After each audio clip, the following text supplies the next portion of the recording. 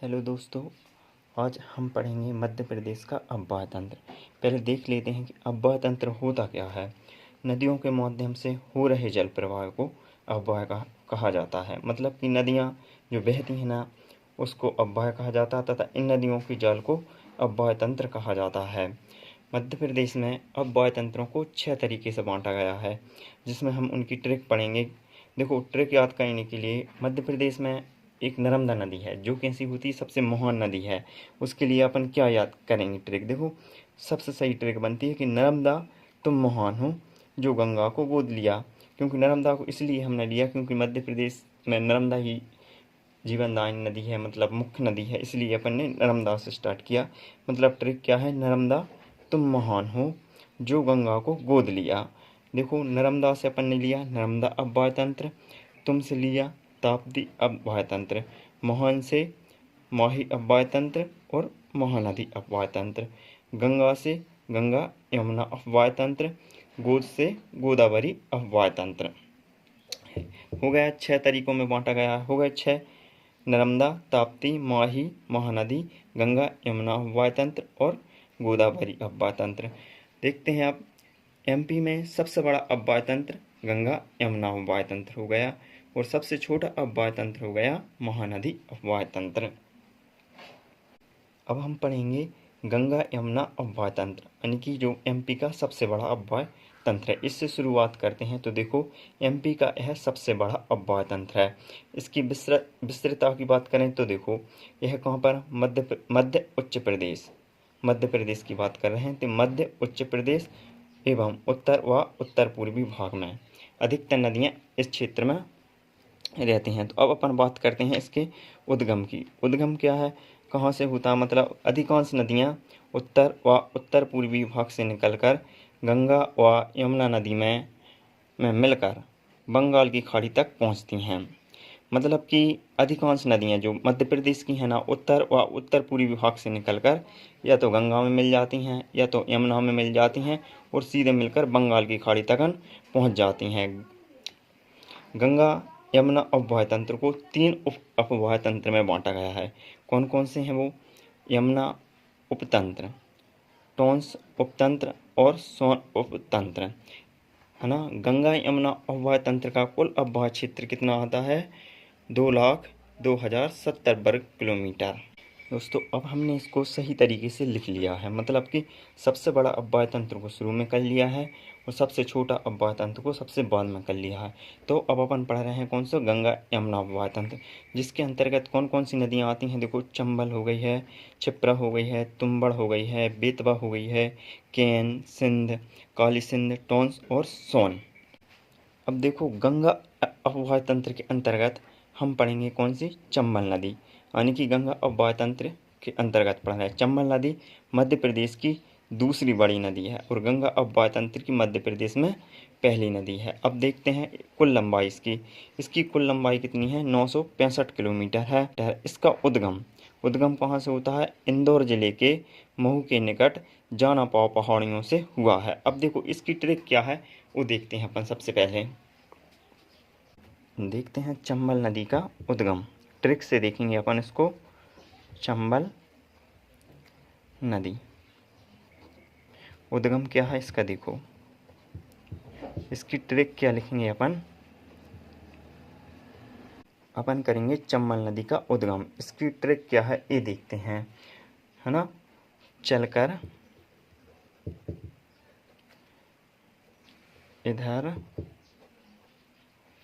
मुझे जाना। देखो, अब इससे कैसे करेंगे अपन, चलकर से चा से ले लिया अपन ने कहा चंबल नदी, है ना। चंबल नदी की ट्रिकानी उद्गम की, इधर से ले लिया अपन ने कहा इंदौर, ई से, है ना। वो माँ से ले लिया मऊ और जाना से ले लिया अपन ने कहा जाना पाओ। ठीक है, ये ले लिया अपन ने। देखो, इंदौर, अब चलकर से चंबल नदी कहाँ से निकलती है, चंबल नदी इंदौर के मऊ से जानापाव पहाड़ियों से निकलती है। मतलब इंदौर जिले के मऊ के जानापाव पहाड़ियों से चंबल नदी का उद्गम होता है। अब अपन करते हैं मध्य प्रदेश में इसकी कुल लंबाई। अब देखो कुल लंबाई, इसकी कुल लंबाई कैसे याद करेंगे इसको देखते हैं। सबसे पहले तो क्या करेंगे, सबसे पहले देखो एक कहानी सुनते हैं। मतलब में चंबल नदी डाकुओं से विख्यात रहती है ना, विख्यात है, यानी डाकू इस क्षेत्र में बहुत ज़्यादा रहते हैं। तो उसके लिए क्या करेंगे, डाकुओं से भिड़ना मतलब कि उनसे लड़ना, यानी 3-2-5 कहना उनसे। एक मुहावरा है 3-2-5 कहना, मतलब कि मध्य प्रदेश में चंबल नदी की लंबाई कितनी हो गई, 3-2-5, मतलब कि 325 किलोमीटर। यह नदी क्या करती है, मध्य प्रदेश और राजस्थान के मध्य प्राकृतिक सीमा बनाती है ना। इसके बाद अपन करते हैं, इसे पश्चिमी मध्य प्रदेश की जीवन रेखा कहा जाता है। इसे पश्चिमी मध्य प्रदेश की जीवन रेखा क्यों कहा जाता है, क्योंकि इस नदी के अधिकांश भाग से, मतलब जो पश्चिम मध्य प्रदेश से निकलती है ना, तो अधिकांश लोग इससे सिंचाई करते हैं। अधिकांश सिंचाई इसी नदी से होती है, इसलिए इसे पश्चिमी मध्य प्रदेश की जीवन रेखा कहा जाता है। अब देखो इसके अंतर्गत आने वाले ज़िले कौन कौन से हैं। देखो इन ज़िलों के लिए याद करने के लिए आपको क्या करना पड़ेगा, इंदौर से तो ये निकल रही है, इंदौर रा वाले ले लो पहले तो। धार, धार से रतलाम, रतलाम से आखिरी कहा माँ से मंदसौर, और सा से श्योपुर, आखिरी में कहाँ चली जाती है, मुरैना और भिंड। अब देखते हैं इसकी सहायक नदियाँ कौन कौन सी हैं। सहायक नदियों की बात करें तो काली सिंध हो गई है, क्षिप्रा, पार्वती और पुनो, ये इसकी कौन सी हैं, सहायक नदियाँ हैं, है ना। मध्य प्रदेश में इसके बीहड़, गड्ढे बड़े बड़े भिंड, मुरैना, ग्वालियर तथा राजस्थान के भरतपुर, धौलपुर में हैं। यानी कि अब देखो बीहड़ क्या होते हैं, बीहड़ यानी कि ऊबड़ खाबड़, ऊंचे नीचे विषम भाग होते हैं, जिनकी समतल नहीं होते हैं, है ना। इसको रबीस भी कहा जाता है। MPPSC MP पटवारी में ये पूछ लिया गया क्वेश्चन है कि बीहड़ यानी कि चंबल क्षेत्र में जो गड्ढे पड़ते हैं उनको क्या कहा जाता है, उनको क्या रबीस कहा जाता है ना। अब देखो अपन पढ़ते हैं इसके उपनाम, चंबल नदी के उपनाम। चंबल नदी के उपनाम कैसे करेंगे, सबसे पहले देखो चंबल यानी कि चरमा, चंबल चा से चरमा, यानी कि जिस नदी के किनारे चमड़ा सुखाया जाता था, है ना। चरमावती, चंबल से चरमावती, चरमावती मतलब कि चारा। ट्रिक देखो याद करने के लिए, चरमावती है चरमा यानी कि चरना यानी कि चारा कर लो। चारा, चारा किसको डालते हैं, गाय को, और गाय को क्या कहते हैं अपन, कामधेनु, है ना। अब तुमने कामधेनु को चारा डाल दिया तो तुमने क्या कर लिया, एक प्रकार का धर्म का काम कर लिया है। तो इसका क्या होगा, धर्मावती, इसकी एक और उपनाम हो गया। चरमावती, कामधेनु और धर्मावती, मतलब कि चारा डालकर कामधेनु को तुमने धर्म का काम कर लिया है। चरमावती, कामधेनु, धर्मावती, ये उसके उपनाम हो गए। अब इसका प्रभाव क्षेत्र की बात करें तो इसका प्रभाव क्षेत्र क्या है, मध्य प्रदेश, राजस्थान, उत्तर प्रदेश, है ना। इतने में होता है इसका। मध्य प्रदेश में कहाँ से, इंदौर से निकलती हुई जाती है, भिंड मुरैना के क्षेत्र से सीधे राजस्थान में प्रवेश करेगी, और भरतपुर, धौलपुर आदि क्षेत्रों में प्रवेश करके कहाँ, उत्तर प्रदेश में जाती है। उत्तर प्रदेश में कहाँ, इटावा के पास। कहाँ इसका समापन, कहाँ, उत्तर प्रदेश में इटावा से लगभग 38 किलोमीटर दूर यमुना में होता है, इसका समापन हो जाता है। अब देखो एक और इम्पोर्टेंट देखो, चंबल की कौन सी सहायक नदी, कौन सी, बनास नदी, एकमात्र ऐसी नदी है जो संपूर्ण चक्कर राजस्थान में प्रवाहित होती है। ये अपना पूरा चक्र यानी कि राजस्थान में ही करती है, बनास नदी। अब पढ़ते हैं अपन सबसे इम्पोर्टेंट, जहाँ से बहुत सारे क्वेश्चन पूछे जाते हैं। देखो चंबल नदी पर बांध, चंबल पर बांध, चंबल नदी पर बांध, चंबल नदी पर कौन कौन से बांध हैं, देखते हैं। चंबल नदी पर बांध, बांध को ट्रिक करने के लिए अब क्या करेंगे अपन, है ना। देखो हमने आपको बताया था कि चंबल डाकुओं से संबंधित क्षेत्र है, मतलब कि डाकू कैसे चलते हैं, गरज कर चलते हैं भाई, उनका क्षेत्र है। मतलब कि अपन ही याद करना है कि चंबल नदी के अंदर कौन कौन से बांध हैं, मतलब कि गरज कर चल रहे हैं। कौन चल रहे हैं, डाकू चल रहे हैं गरज कर। कैसे करेंगे, देखो चलना, चलकर, चलना, गरज के, मतलब कि डाकू कैसे चल रहे हैं, गरज के, है ना। अब देखो इससे अपन ट्रिक से करेंगे। पहले चलना से तो अपन ने ले लिया कौन सा, चंबल, चंबल।